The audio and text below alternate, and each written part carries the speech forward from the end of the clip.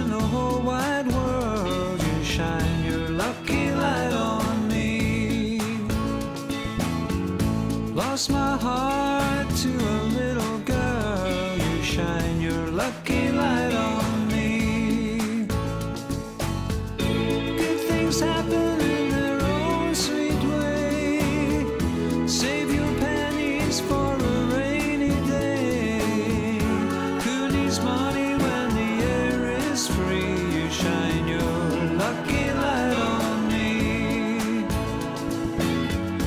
Moonlight through violet haze. You shine your lucky light on me.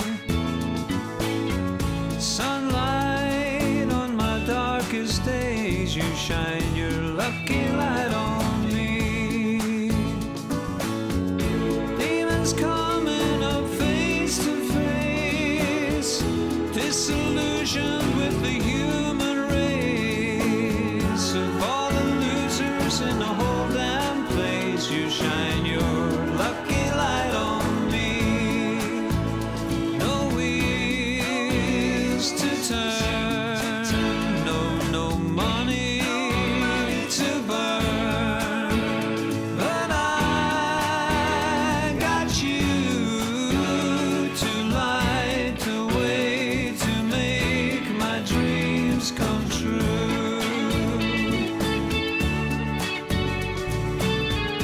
Lucky light on me.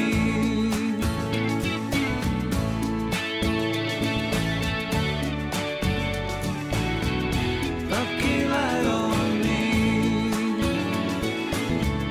Good things happen in their own sweet way. Save your pennies for a rainy day. Who needs money when the air is free? You shine your lucky light on me. Looking round, nowhere to hide. You shine your lucky light on me. Coming down and on the slide. You shine your lucky light on me.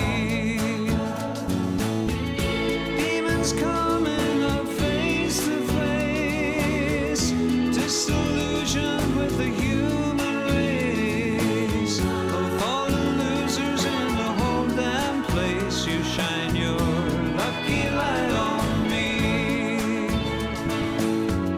Good things happen in their own sweet way.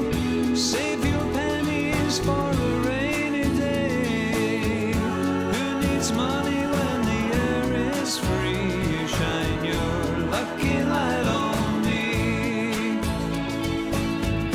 Lucky light on me.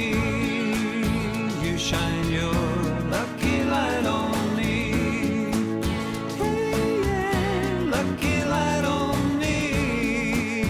Ooh, lucky light on me. Yeah, lucky light on me.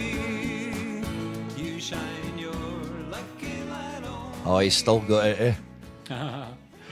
Nobby Clark there with Lucky Light, and you were telling me that it's about a certain young lady. It is. It's quite a soppy story, really. But you know, I've got my wee granddaughter. She's not quite 3 yet, and she's absolutely gorgeous. But she's the funniest thing, honestly. She's just funny. You know, she's just really funny, and I adore her. And I was writing the melody for this song. Part of it was in my head, and it just fell into place that I should write it about her. You know, shine your lucky light on me.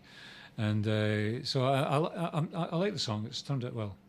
Great stuff. Now, you don't have anything that's lined up in the very immediate future, live-wise, coming round about Edinburgh, but you've been involved in some projects. I have, yeah. late. I've been involved in quite a number of projects, and I get asked to do quite a lot of things, and some I do and some I don't. You know, it just depends on what it's all about. You know. But I love being involved in the scene, and I certainly support live music. You know, that's the most important thing. And for a long time in Edinburgh, especially, there wasn't a lot going on.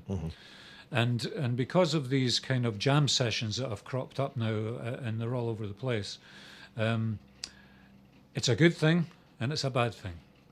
It's a good thing because it gets people playing with each other, and it gets them talking to each other and creating more stuff. And I'm really 100% behind all that.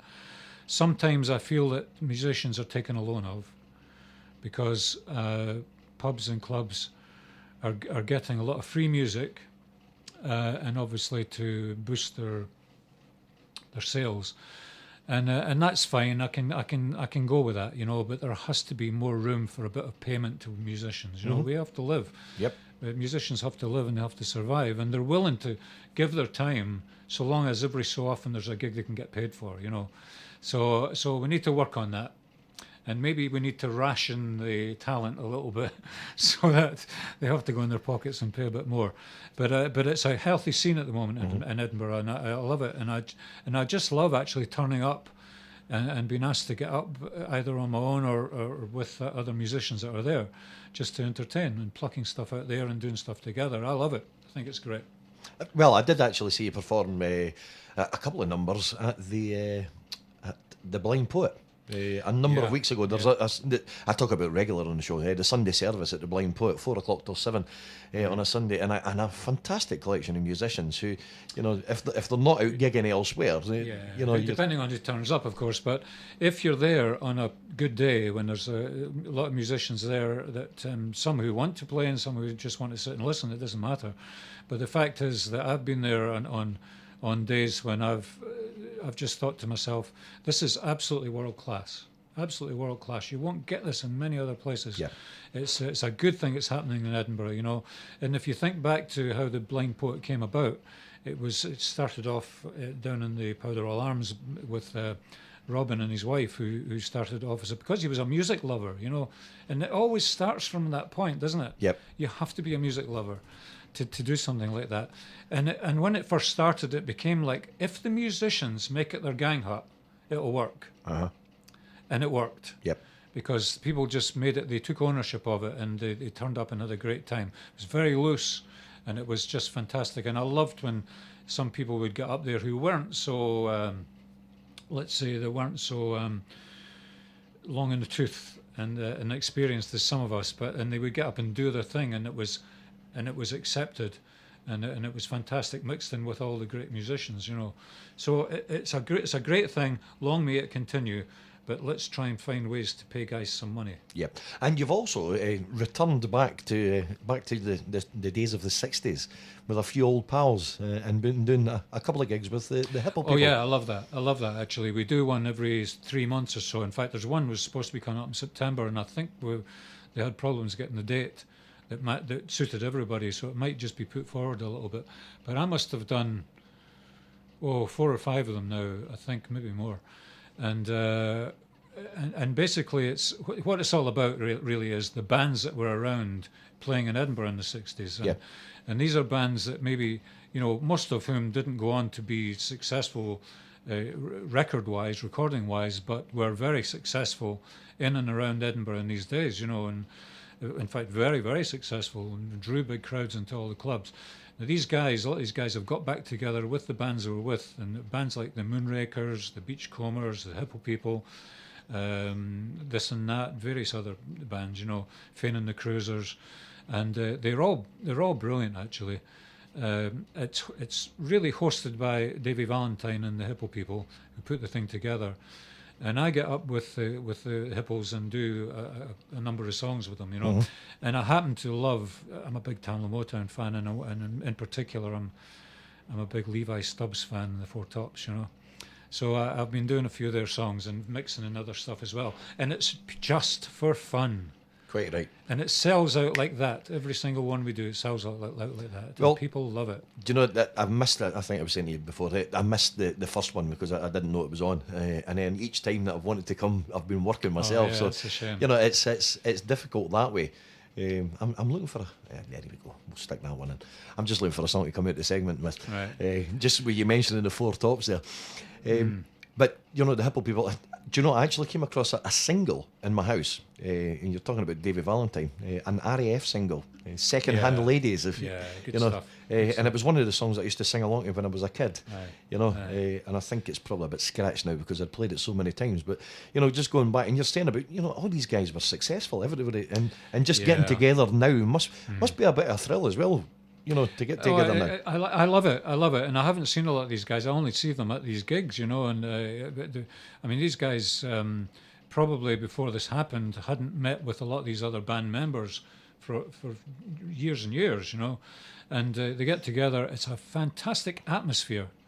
You know, I was going to say there's no egos, but there's always egos when you bring musicians into the fold. You know, but there is a bit of that, but it doesn't matter because everybody has a great time. Not everybody plays fantastically. Some people play wonderfully. It doesn't matter. The point is, everybody loves it, and the crowd love it. They hear songs they haven't heard from, you know, since they were going to the clubs back then. Yeah. And I'm talking about the Top Story Club and the Place and the Gamp and all these places that were really successful in these days. It's a great thing to do, and I hope it does continue. And I'm sure it will, because, you know, as I say, the tickets just go like hotcakes. So keep doing searches on the internet for the Hipple people and see where the gigs are. They've been down at the Masonic Club at Shrub Hill. We've had everyone apart from one. They tried an experiment and took it out to the Corn Exchange, but I think from now on it's back at the what do they call it? What's the full name for the place? It's the Edinburgh Masonic Club. The Edinburgh at Shrub Masonic Hill. Club at Shrub Hill. That's Yep. it. So if you're interested in finding out at all, just drop into the club, ask them when the next one's coming up, and get your tickets early because you'll have a wonderful time. You're talking about a whole afternoon Yep. of fantastic music, great fun, dancing. I mean, you know, it's all these dances from these days, you know, and I could go up and do it, you know, but I mean, I'd probably rather not. I can imagine. Yeah. I'm only just going to imagine because that visual image that's Yes. now in my mind. Yeah, it's not good now. Nobby, can I just say thank you very much for coming and spending the time at Black Diamond. I know that you're busy. I know that it took a bit of time to get here and find us and stuff, but and you No, never I've know, we enjoyed might it. get you in for a wee guest slot in one of the shows. Well, it would be fun. It would be fun. I realise now that it is fun. Yes. It can be time consuming to put together, but it is fun to do. And you never know in the future, we'll see. And also keep an eye out. When do you anticipate maybe that the book might be coming out? Your autobiography. Well, I was hoping to get it out before the end of this year, but I think it's going to be into the springtime next year. So it's coming along. You know, I sort of looked at it this way: if I write every day as it happens for my autobiography, the day I die, it will be finished. So. Then you won't really see the benefit of it, I suppose. No, but it's not the right way to think about it, is it? no, great stuff. Thank you very much, Nobby. Good, And thanks, going to Mark. play a wee bit of the Four Tops, and I'm still here until 4 o'clock.